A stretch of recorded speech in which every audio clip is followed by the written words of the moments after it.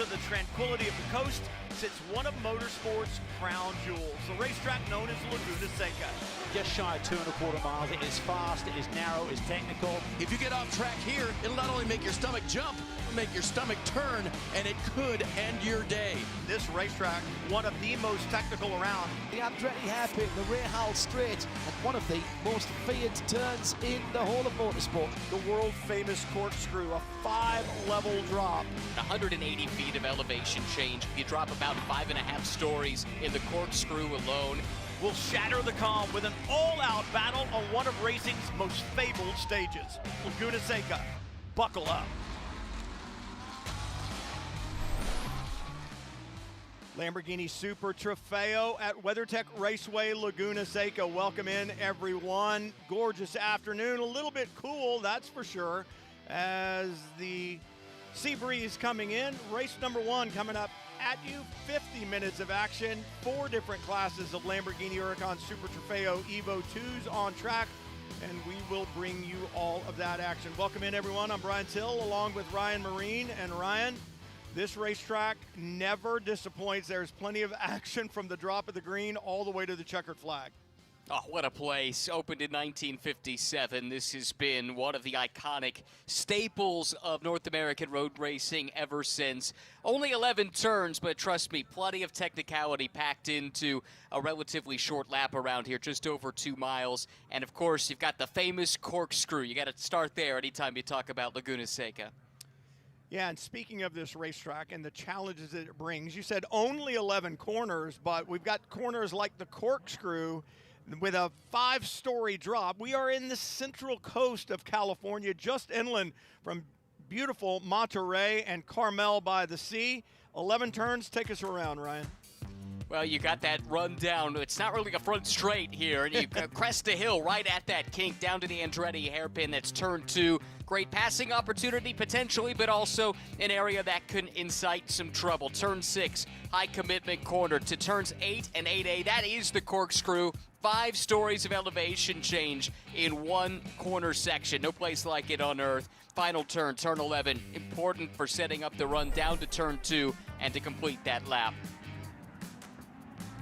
It's such an iconic racetrack. It is one that seems to be hard to get the balance on the car whenever you're here. It's got high-speed areas, low-speed areas.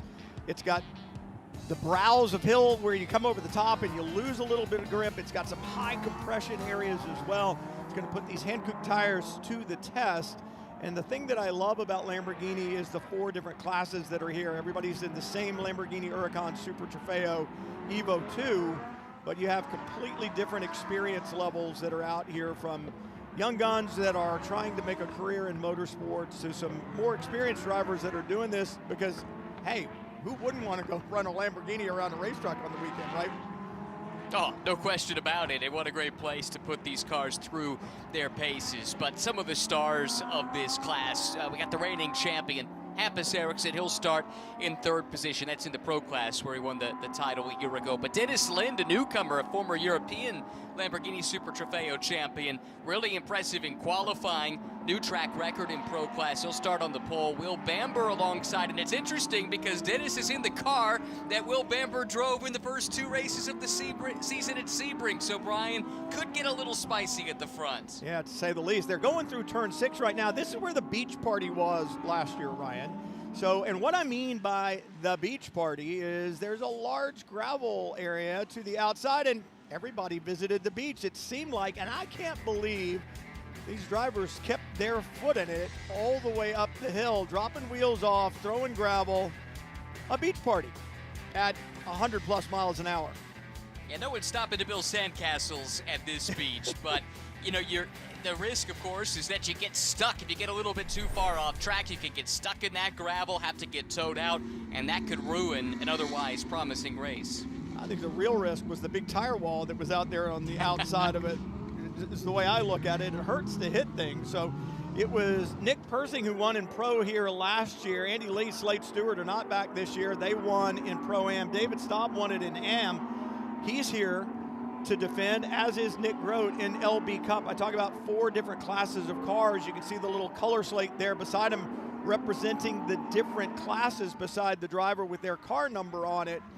And it's really cool because on the windscreen and on the rear bumper as well is that little color swatch. It's a triangle on the windshield, and it's a little, I call it a chiclet on the back in that color, telling not only you, but the drivers around you what class you're in. And that's important to note. You want to know who you're racing. Are you racing somebody in your class? Are you battling with somebody that doesn't really matter in your championship?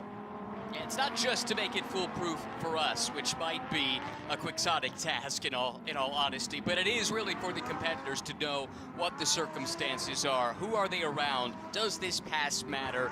How aggressive do I need to be in this set of circumstances? Of course, this is information the teams will pass along, but if the radio drops out or if you're in the middle of the battle and you just didn't quite hear that radio communication, well, then it's always good to have that information right in front of you, out the window or looking back through the mirrors. Well, you said information in front of you and out the window. Talk about throwing information out the window. I can take all of the information that I had on the 65 car of Ray Shahi and throw it out the window because our championship leader in LB Cup will not be starting today's race. In qualifying Q2, I believe, he had an incident and did significant damage to his chassis. For the championship leader in LB Cup, that is bad news because he will have to withdraw. A big setback for sure in the context of that championship, and Ray was riding high after such a strong start to the season at Sebring back in March. Won the season opener, was on the podium in race number 2, but this is one to forget, and it comes on home soil as well, a track he knows really well based out here on the West Coast. Know who you are racing against. That's what we were just talking about. Lights out on the pace car, the Lamborghini Urus, who will come to pit lane. That will leave our front row. Elias De La Torre aboard the 29 and Will Bamber outside aboard the 33. They will line up side by side, that bright orange 29 on the pole in the hands of Lind. And it has been a while since he has been in a Lamborghini, and I'm not sure he's ever been to Monterey and WeatherTech Raceway Laguna Seca, but the green flag waves. Lind and Bamber down to turn 1. Remember, Bamber's got something to prove. That's his old team that let him go. But look, he's got his new team, X09, on the front row, challenging for the lead. Lind was able to fight back and take it back, but here comes Bamber again, lunging up the inside. And man, how hard do you fight this early on? And look at Lind moving him to the right. Now, here's the one thing that Lind doesn't completely understand, and that is the rules of IMSA competition. That move to the right for Dennis Lind is going to attract some attention from race control if he does it again. Definitely moving Bamber to the right side of the road. Yeah, can't move in reaction, and you have to leave space if you're making a defensive move.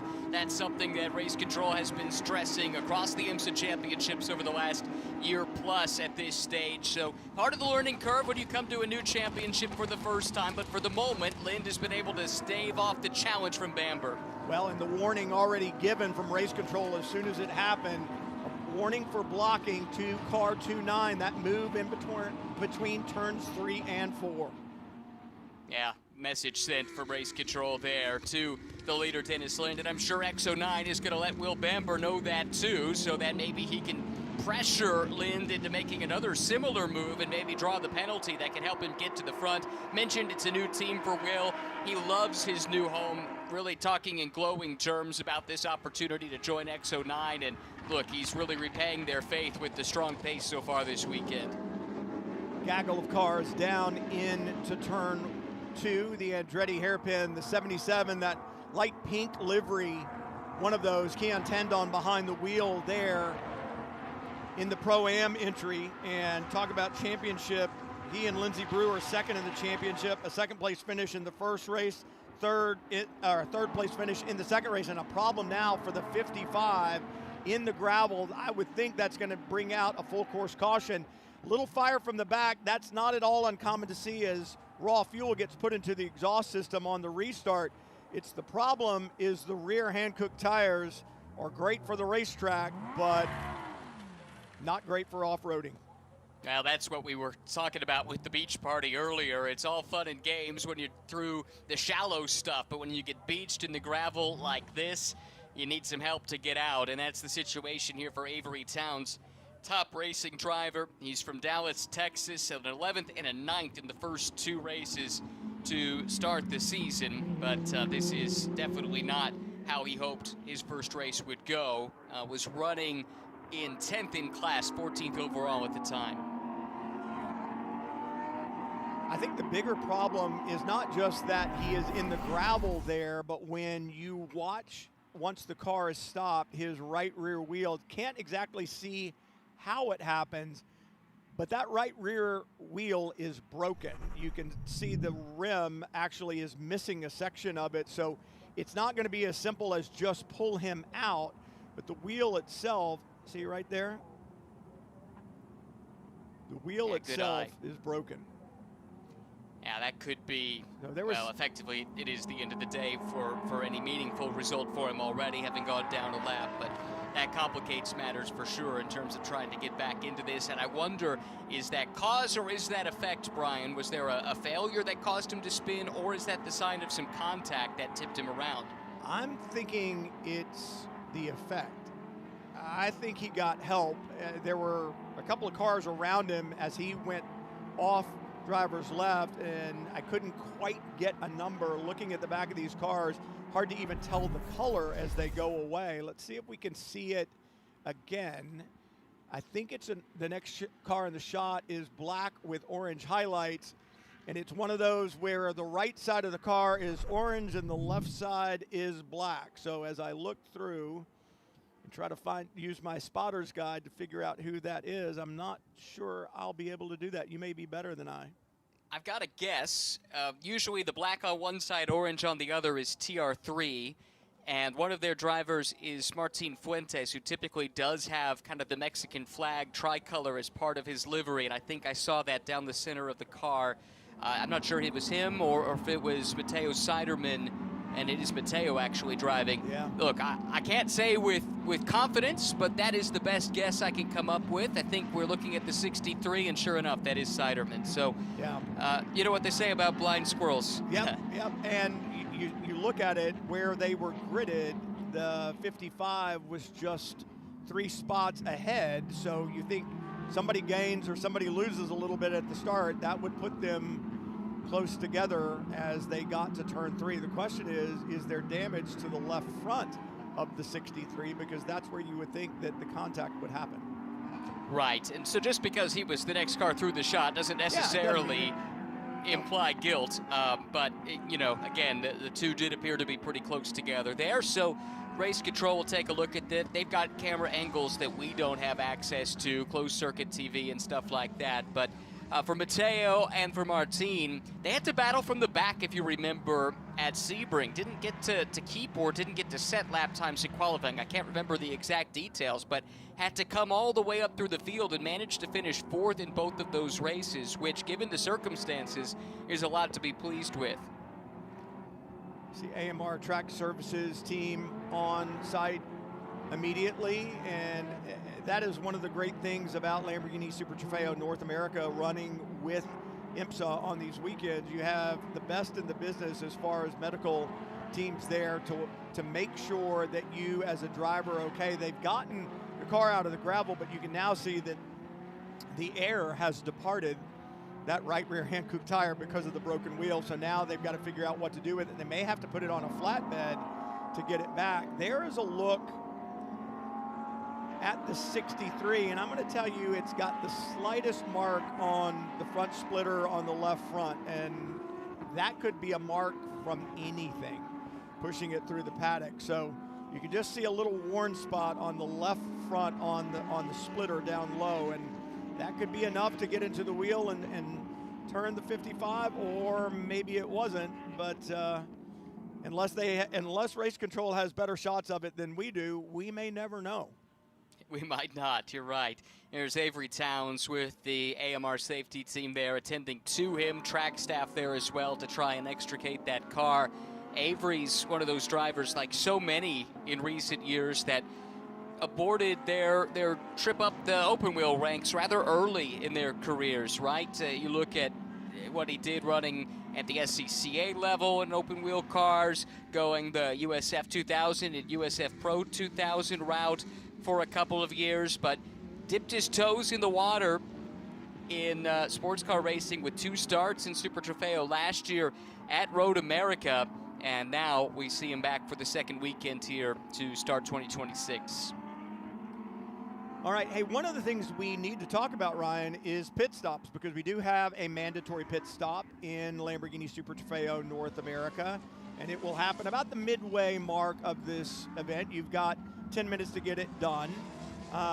And it's one of those deals where some of the teams out here have a 1-driver format, some have a 2-driver format. There's a look at the left front of the 63. See the little rub on the splitter? The black paint gone on the left front? I don't know. The officials will look at the same thing. You kind of see it a little bit better when he comes out of the corkscrew, and a little bit there. So they will pick up the stricken 55, put it on a flatbed. But back to the pit stops, 2-driver format, 84 seconds from pit in to pit out, including the driver change. 87 if it's a single driver format.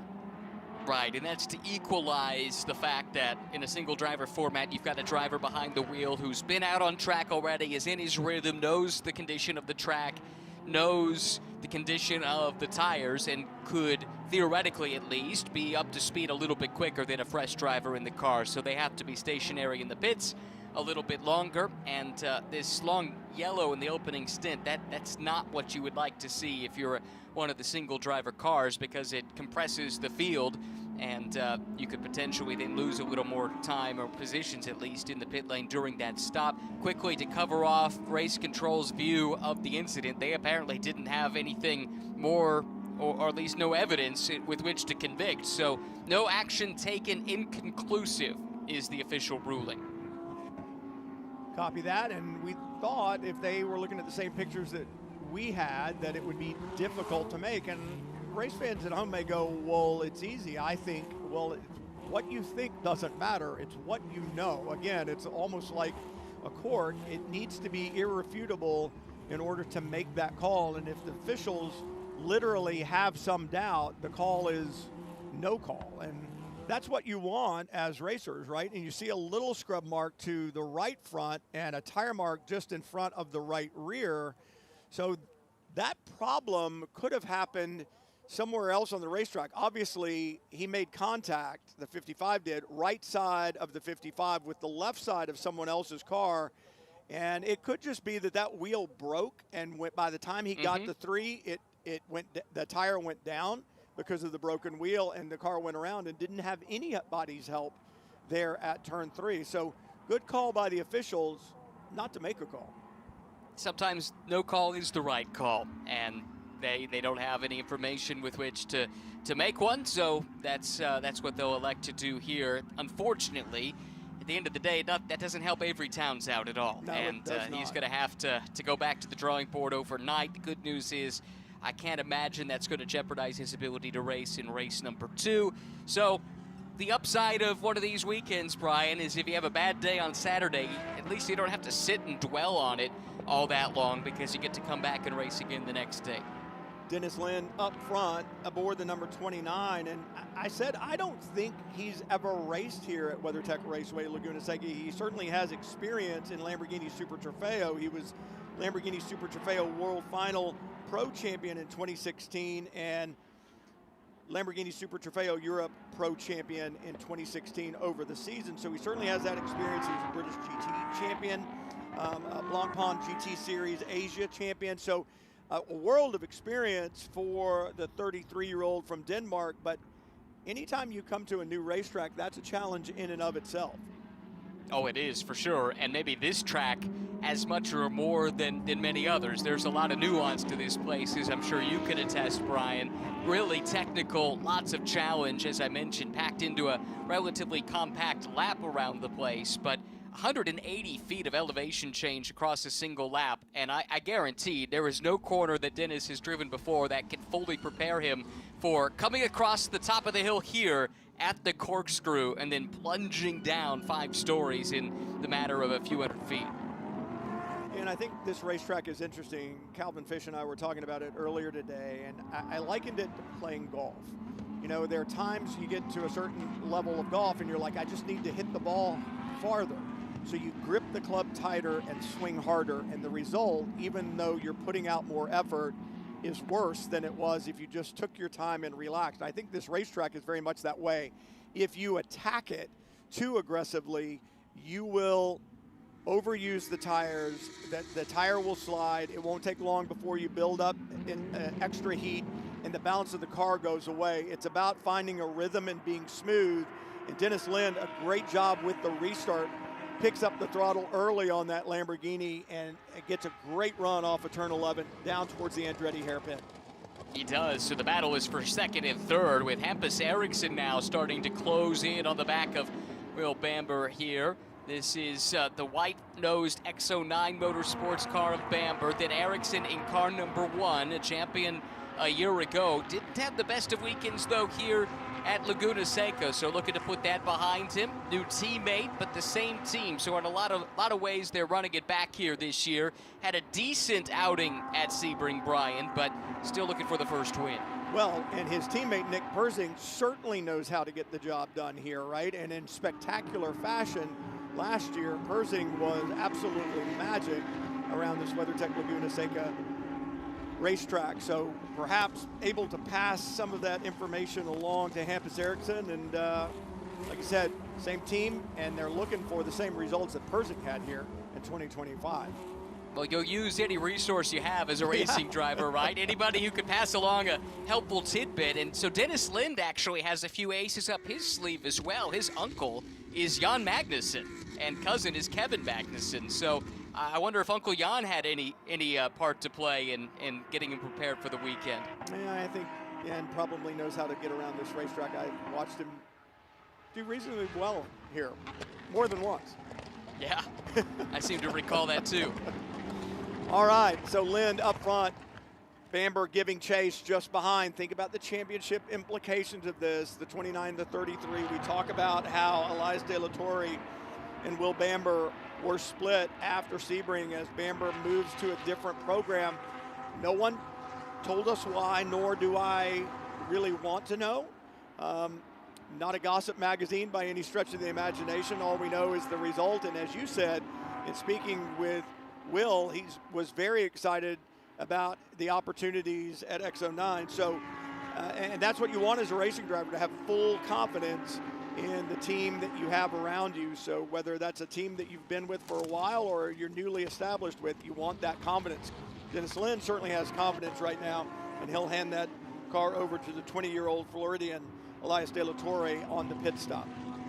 Well, and for Bamber now sliding over to X09, he's got a good teammate alongside in Darius Trinka, who had Dominic Starkweather as a co-driver back at Sebring, finished 5th in each of the first 2 races. This is a big deal, though, for this new team. X09 only formed in the offseason in preparation for this year, so to have a driver of Bamber's caliber come in, climb aboard this car, and really validate all the things that they've been doing early in their program, that could be a really big boost for a young team, right?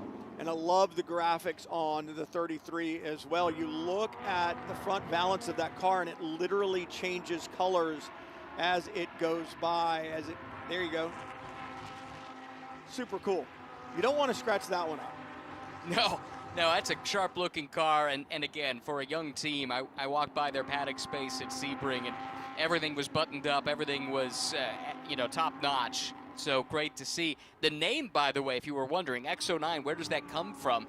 The 2 owners of the team, Darius Trinka and Tadas Karlinskas, both of whom have raced in this series, they're both proudly of Lithuanian extraction. And they told me that the first year that Lithuania was mentioned in any kind of written record was 1009. So X for 10, and then 09, so 1009. That's the inspiration for the team name. Wow, that's going back. It is a little bit, yeah. It's throwback weekend for the IMSA paddock at WeatherTech Raceway Laguna Seca, so there's a big-time throwback there. Lind out in front in Pro. Danny Formal leads in Pro-Am right now, and that's another program where you look at Danny Formal with Graham Doyle this year, and they've started out the season. It hasn't been perfect. They missed a pole in race number 2 at Sebring. Other than that, it's been perfect, right, Ryan? The pole in race number 1 and then 2 victories you can't do much better. In fact, you can only do 1 point better because you get the 1 point for the pole. Yeah, it's been awesome. Really great to see the pace out of the team and the driver pairing. They're putting everything together on race day when it counts, on qualifying day when it counts, as long as you get the pole and you get that point. And every point can help in a championship like this. We've seen that so many times over the years.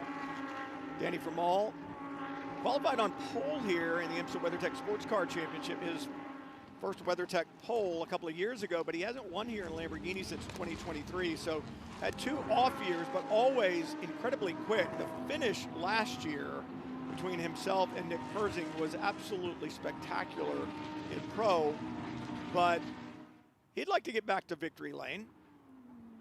No question about it. Already has been in a car pretty recently because he was qualifying for Wayne Taylor Racing in their GTD car, their Lamborghini Huracan GT3 Evo 2, and stuck that car on the outside of the front row for tomorrow's WeatherTech Championship race. So he's certainly up to speed around this racetrack, and wonderful to see him pairing up with Graham Doyle, 2 champions in their own right in their respective classes a year ago, making this step, now joining forces together. It's a step ostensibly backwards in class, from the pro class to Pro-Am for Danny, but a step up for Graham into Pro-Am, and so far it's been a really smooth transition. And in Pro-Am, it is super tight. Vermael and Doyle lead that championship with 31 points, and then Keon Tandon and Lindsey Brewer have 22, but Seth Henry and Wyatt Foster also have 22, so there's a tie for second there. And when you go to the AM category, it's the same kind of deal. Nick Grote leads that championship,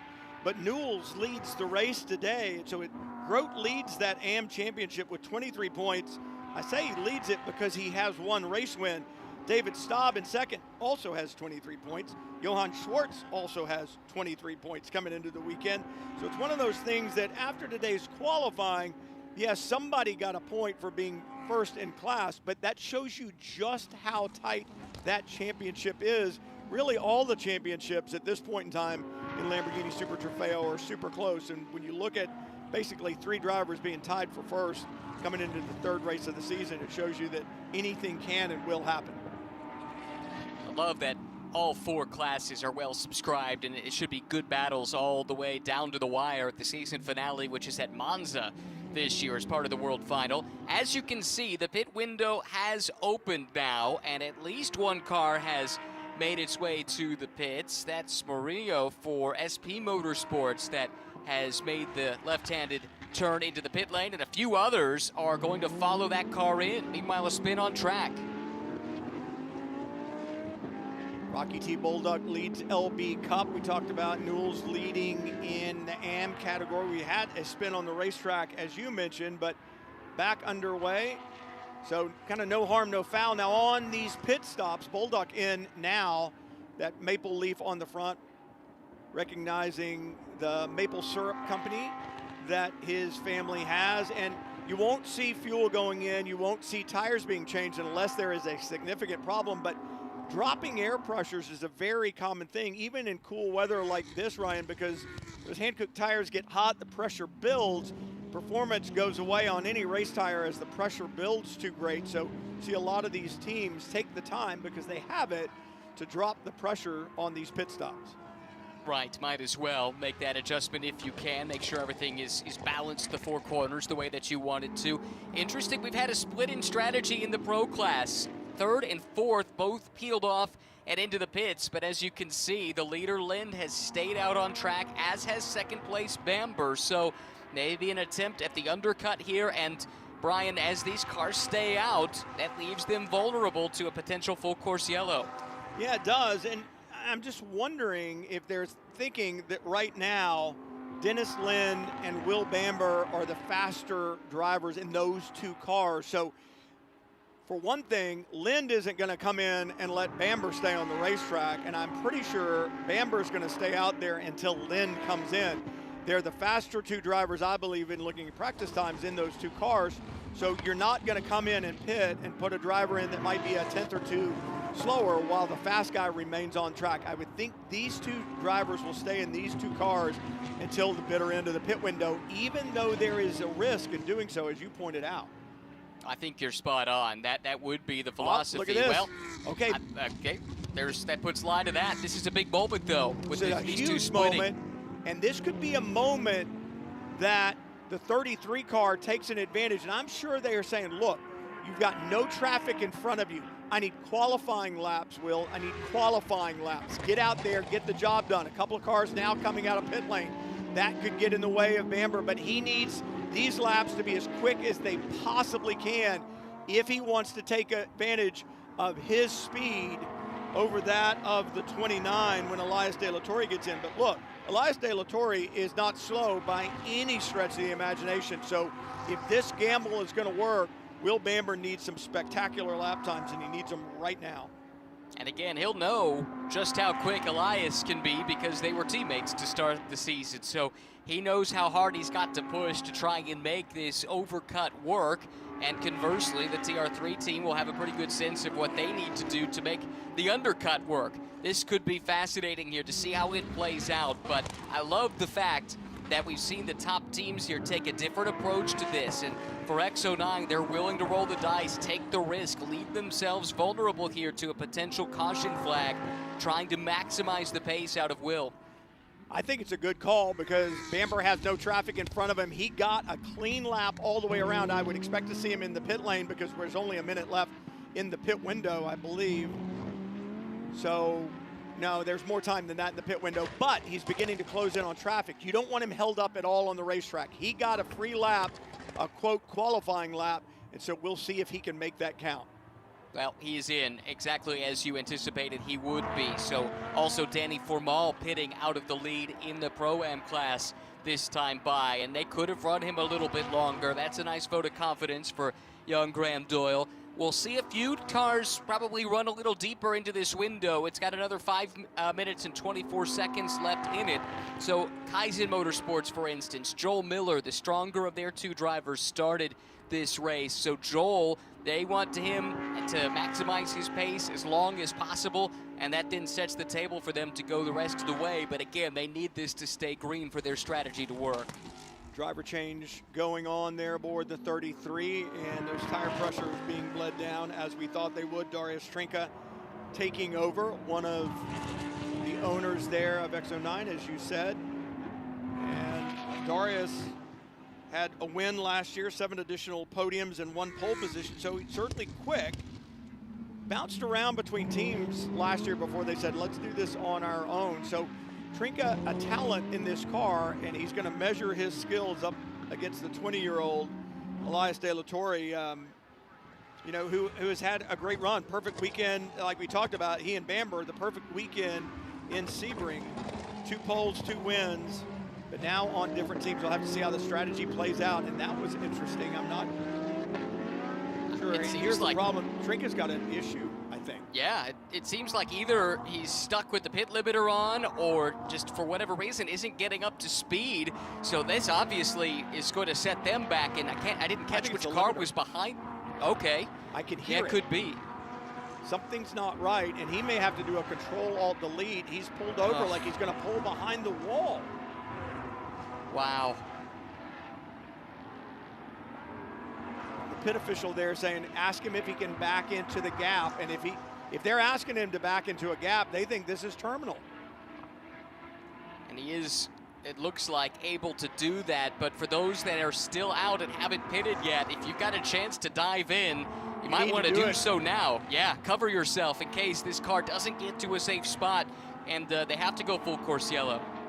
It's backing up.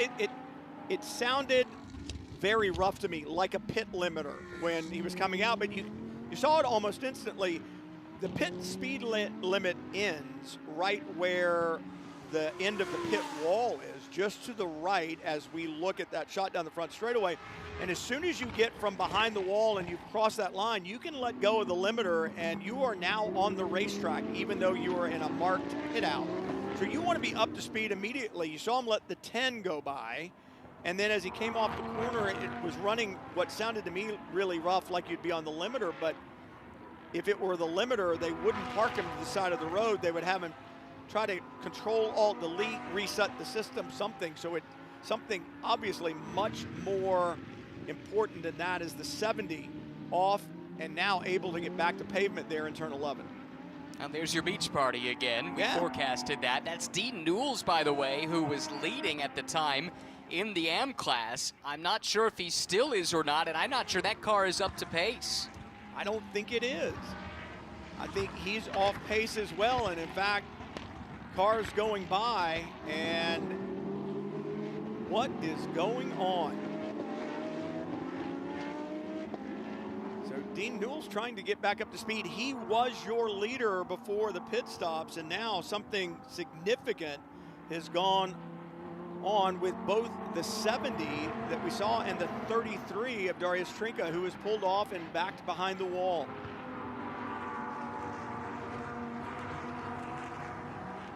And for Newells, remember, he had the win in race number 2 at Sebring. I don't see fluid, I don't see smoke, I don't see a tire down. That is curious. Really strange for Dean. 5th in the championship last year. That win at Sebring, that was a first for him. Okay. Big lockup. Maybe this helps to explain.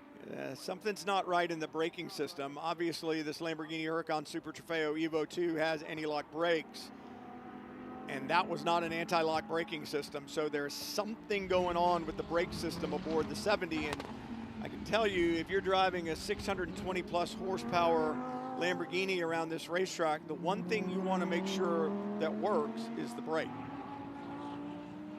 Yeah, no doubt about it. That is always a scary set of circumstances, no matter the race car, but especially when you've got one as powerful and fast in a straight line as these Super Trofeo cars. But looks like Dean's going to limp that car back around. Did a really good job managing that, actually, staying out of everybody's way. And this is super frustrating for him. Was having a great day once again. Looked like maybe a second win was in the cards, but instead has to take that car to the attention of the TR3 team. Pit window open for 15 more seconds now, and I believe everyone has done what they needed to do as far as serving their pit stops go. That has left Elias De La Torre not only in front overall and in pro, but this is going to be a big day in the points if, and I say if because they still have to make it to the end as well, right? If the race were to end this way. Well, that's right. So Elias, we talked about Will Bamber and his first race weekend of the season.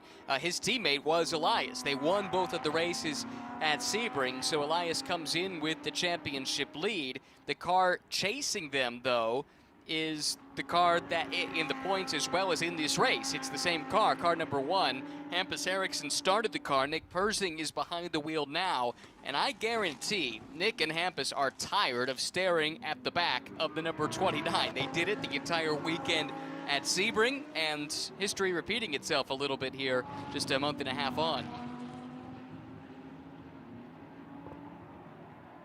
And down through the corkscrew, there's the 10 and the 4 just behind, and you know what, the 10, Graham Doyle having a hard time getting the handle on that car right now, kind of get it gathered back up, but he doesn't seem secure in the handling of that number 10 right now.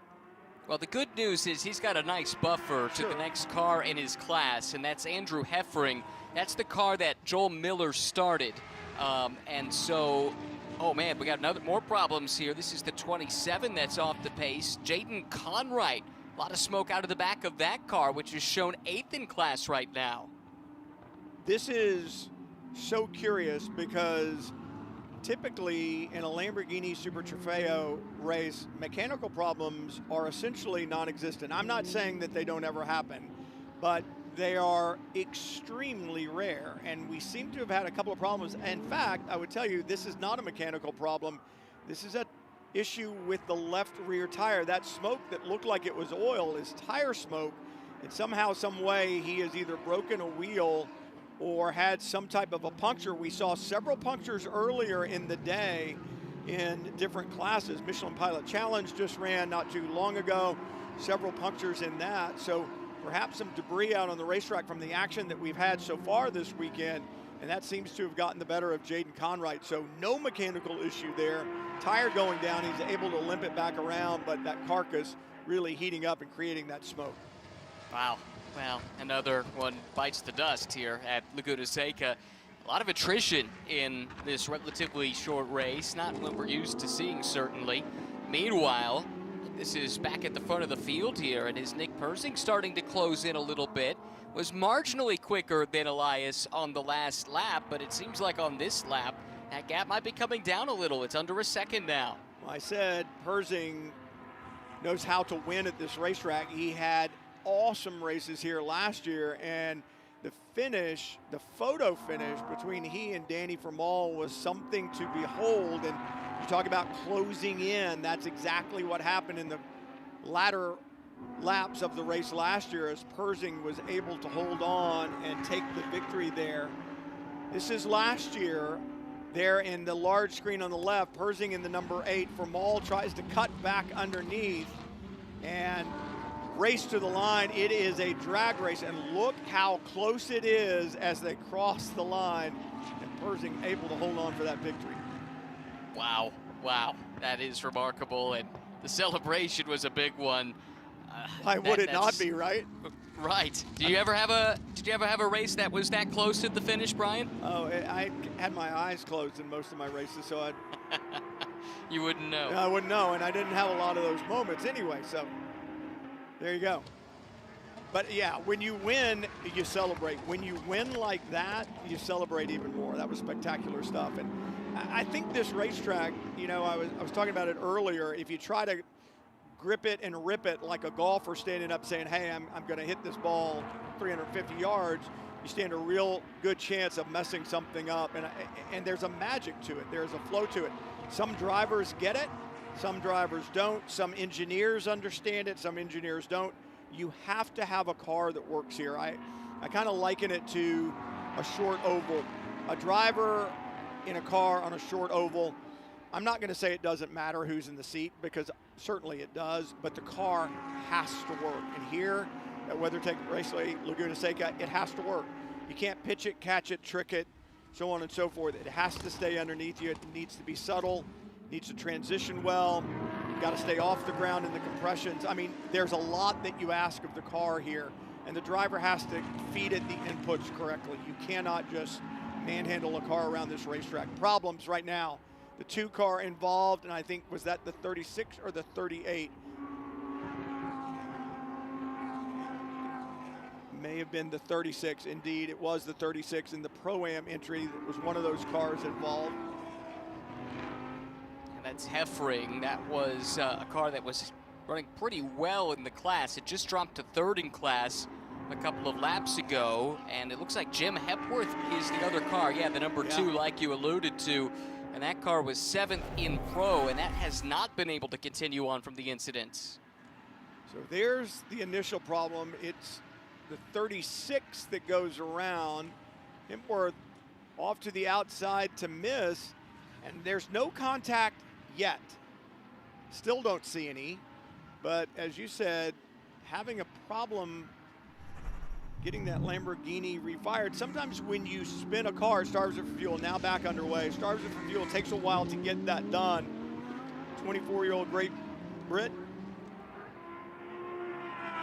New pairing this weekend for Hempworth, and Tyler Gonzalez in the car. Sharing that car was Tati Calderon, who was in with Hepworth at Sebring, and Tyler Gonzalez, who's become a well-known name in the IMSA paddock at different levels recently for his skills, sharing that car this weekend, and really no fault of Hempworth at all there. That was the 36 car, and I think once you've committed to the apex of 6 there, and you're in the middle of that corner, if you have to breathe off the throttle at all, there's a really good chance it's going to go around. So I think that's what we saw. Yeah, bad luck for them, certainly. I think I had some high hopes for that entry here this weekend when I saw that Tyler was going to be part of the lineup. Tyler moonlighted in this series with a couple of races last year, driving next to Harry Gottsacker. He's already in the Rafa Racing camp in a couple other series. Was racing this weekend in TCR, in fact, earlier today. So was on the track here recently, but that one kind of went sideways for them, literally and figuratively.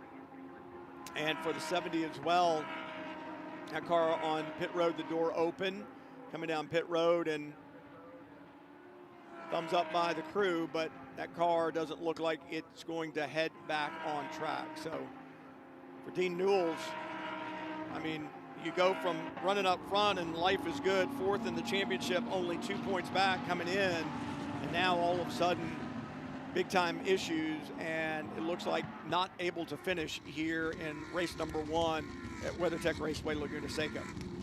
Look at the traffic that the leaders are going to have to deal with. Persing trying to use it to his advantage. Got a nice run there out of turn 11. Can he use it, though, to get alongside Elias De La Torre, who has to get through this traffic? He's been held up.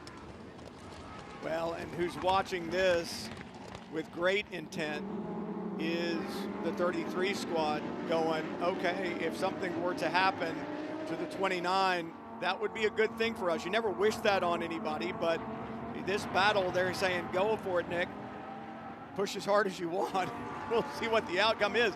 Even if they can move the 29 back a position, if Persing can get around him, that is a better day than the day it is right now if it were to end like this. A problem for the 72 now. And he's right in the line of fire as well, down at the Andretti hairpin, turn number 2. Troy Peterson, X09 Racing, so team car to the one we saw running at the front in the first stint, at least, before the problems for Darius Trinka. But Troy's able to get the car restarted and continue on. Let's see if we can find out what happens here. Just on his own, Troy Peterson around there, and easy to do. You get in there a little too quick, or you come off the brakes a little too soon. The car just rotates, and late in the day, and a lot of cars on the racetrack, not at all uncommon to have debris and sand on it. It can create issues, and we understand we just had an issue for the 29, Elias De La Torre, and in fact, Nick Persing to the lead in pro.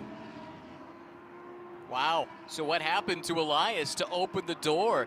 You mentioned this could be a big weekend for Elias in the championship, but now the shoe's on the other foot. Big swing with the one car going to the front, and seemingly with a pretty significant advantage now over Elias De La Torre with only 10 minutes left.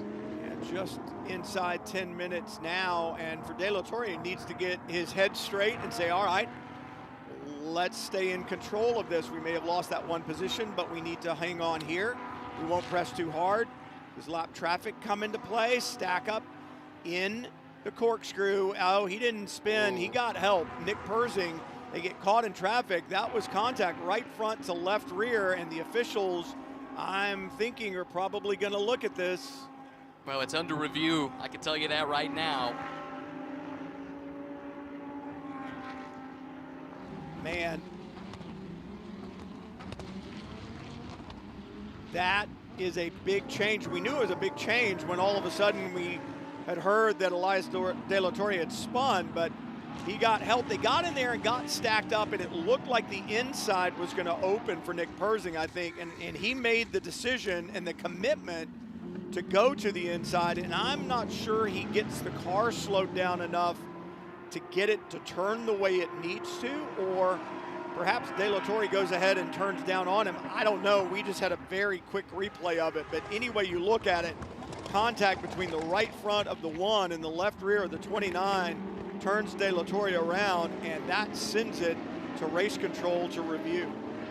Well, and they have. It's a 10-second post-race time penalty now for Nick Persing. That would cost him 2 positions as they run with 8.5 minutes to go. De La Torre would go up to the lead, and Tommy Gore would get promoted to second place. There have been a few other penalties handed down going back to the pit stops. The 2 most significant probably are a 10-second post-race penalty for the 77. That's Lindsey Brewer, currently second in Pro-Am, but the car chasing her, Martin Fuentes, also has a time penalty coming.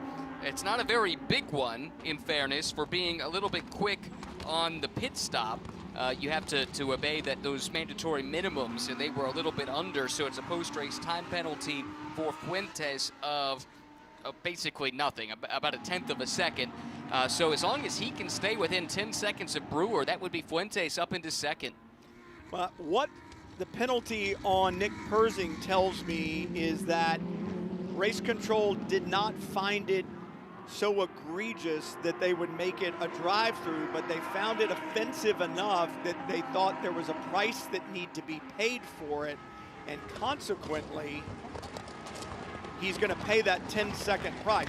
He can stay on the racetrack, he can stay in the lead, he's got a 2.5-second penalty, but as a race official, you never go, okay, how much time will put him behind the guy that he hit? You get into dangerous territory if you do that, but they've made a statement of that's not acceptable, not enough for a drive-through, but there will be some type of a penalty, and that 10 seconds is going to put him back behind the 29 where all of it started. Well, yeah, they've got their toolbox of penalties they can go to and they reached in and pulled out the 10-second penalty. Meanwhile, this is a battle I've been watching on timing and scoring. Philippe Touchette has run down and passed Rocky T. Baldock in the last lap for the lead in LB Cup, and since making the pass, he's starting to leg out the advantage, Brian. He's pulling away. And that LB Cup championship is another one that's super close. Ray Shahi had the championship lead with 25 points coming in on the strength of his win and then third place finish at Sebring. Touchette had 2 second-place finishes at Sebring. He was only 1 point behind Shahi, and Rocky T. Baldock was only 2 points behind Touchette. So this is going to help Touchette. He'll take over the championship lead if, and it's a big if, it finishes like this, and Rocky T. Baldock will maintain that third-place position. He'll actually probably move past Ray Shahi because Shahi will have no points for the weekend. Right, yeah, that's so costly, and you hate it for Ray. Yeah, he loves his racing. You and I had a chat with him here recently, telling us his story about being an airline pilot for SAS, based out in Scandinavia, got into rally racing through that, and then turned his attention to road racing here in recent years. Super passionate about it, had that great start to the season at Sebring, but it goes to show just one little bit of misfortune can be incredibly costly in this sport. Yeah, he said, you know, he had the pole for race 1. He was in P2 for race number 2 in qualifying, just trying to dig a little deeper, and got to an area of the track that had a fair amount of debris on it.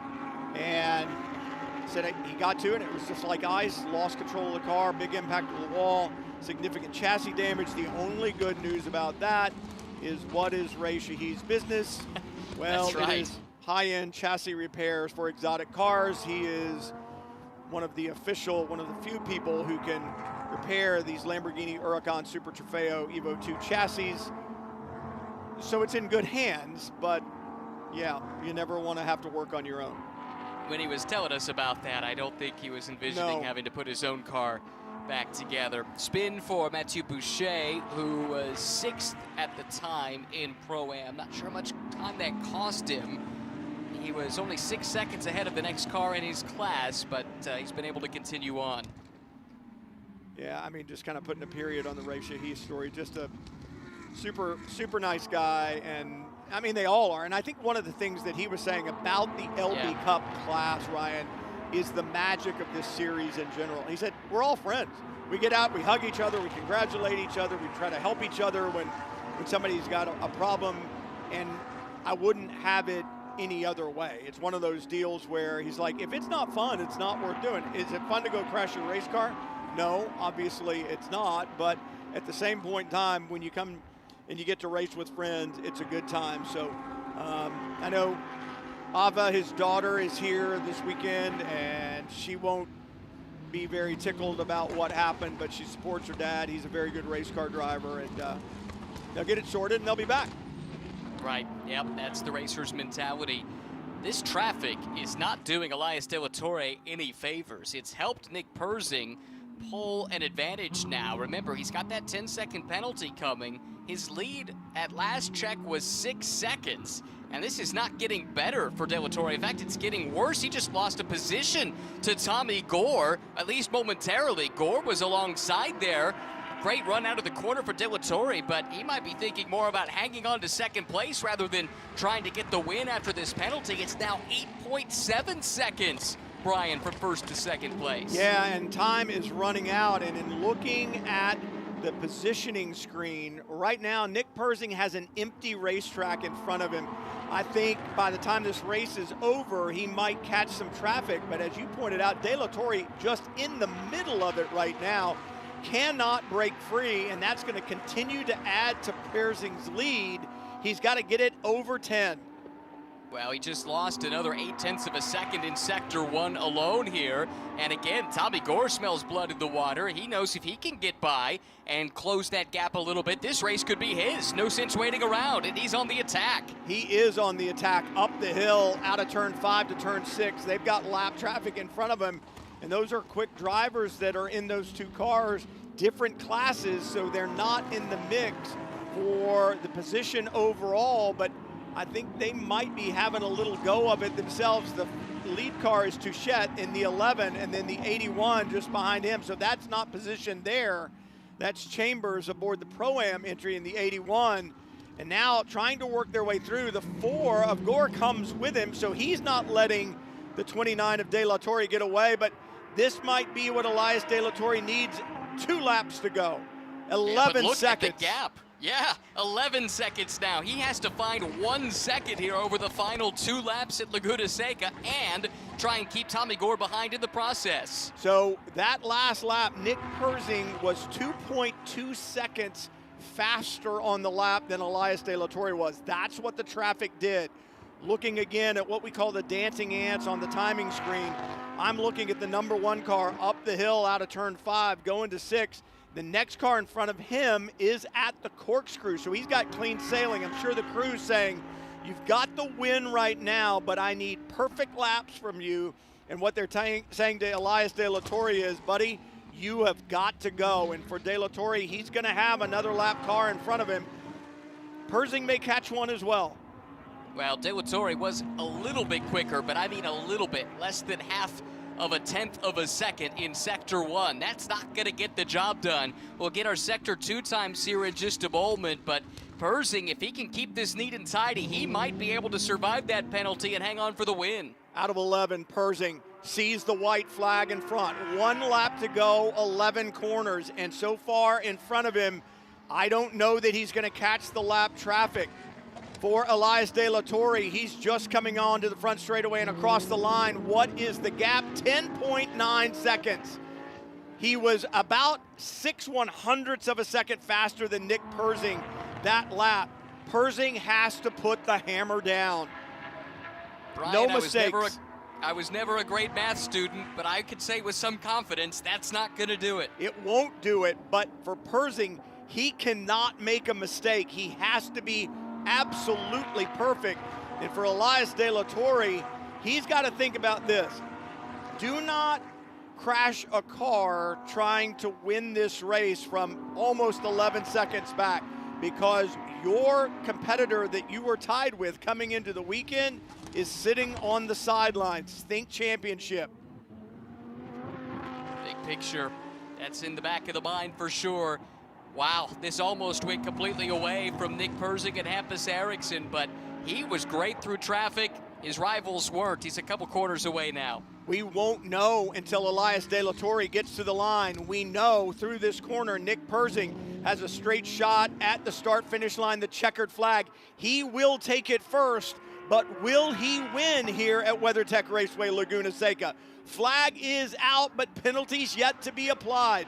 Elias De La Torre onto the front straightaway, coming to the line, and as he comes across, what will the gap be? 1.2 seconds. It was not enough, so it was 11.2 seconds back. Nick Persing wins at WeatherTech Raceway Laguna Seca in the #1 entry, along with Hampus Eriksson. And in Pro-Am, Brian, Graham Doyle and Danny Formal, they stayed perfect, 3 for 3 to start the season, extending the championship lead. Looking back to the AM category, Anthony Bullock, you look at the championship points coming in to the weekend, and Anthony Bullock had a dismal Sebring weekend, only gathering up 9 points, 7th in the championship coming in. And if he can find victory lane here out of turn 11 down the front straightaway, Anthony Bullock in the number 12 looking to the line. He wins at WeatherTech Raceway, Laguna Seca, and that is going to have huge implications in the championship for Tony Bullock. Massive, massive, big result for him. And should mention as well, LB Cup, Philippe Touchette already saw the checkered flag. Just his 3rd start in the season, and he is now a race winner at Lamborghini Super Trofeo North America. His first 3 races in the championship, Brian, second, and first. Yeah, that's not a bad year, is it? No, it is not. Not at all. And this was a wild one, too. I mean, and that's the thing about those time penalties. To some extent, I mean, certainly for us, right, Ryan? It's a lot easier when somebody gets a drive-through penalty. They leave the racetrack, drive through the pit lane, and there they are, and there's the gap. But for the crews as well, it's excruciating because you know you've got a lead, but is it enough? And you don't know until the other car that you've been battling with crosses the line, whether it's a 5-second penalty, 10-second penalty, 30-second penalty, whatever it is. And this one was close. It was, and that wasn't just in the pro class. No. Remember those other penalties I talked about in Pro-Am?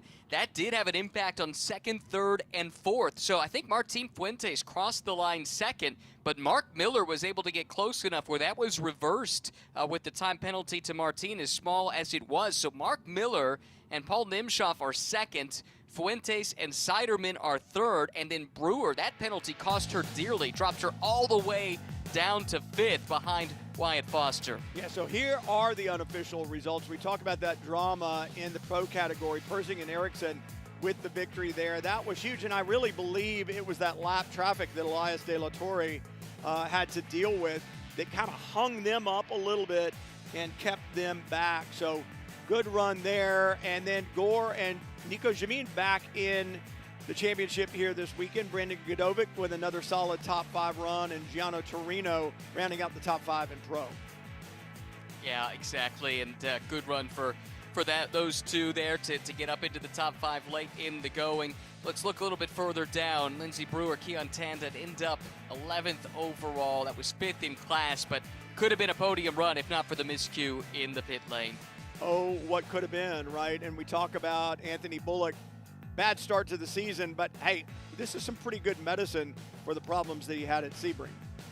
And in LB Cup, Philippe Touchette, the first win in his career, able to catch and pass Rocky T. Baldock. No mean feat if you look back over the last few years in LB Cup. And then probably the biggest story, Ray Shahid doesn't even get to start the day because of the crash in qualifying. Championship leader in LB Cup coming in, but I gotta feel like when we move along in this championship, and we move to Watkins Glen, where he'll be back, he will be a force to be reckoned with 2 seasons in. Great stuff. So think about it, 10 race championship here, or 10 weekend championship, 10 race I should say. We'll finish the season at Monza. Up next weekend would be Watkins Glen, but guess what, Ryan, we get to do it all over again tomorrow.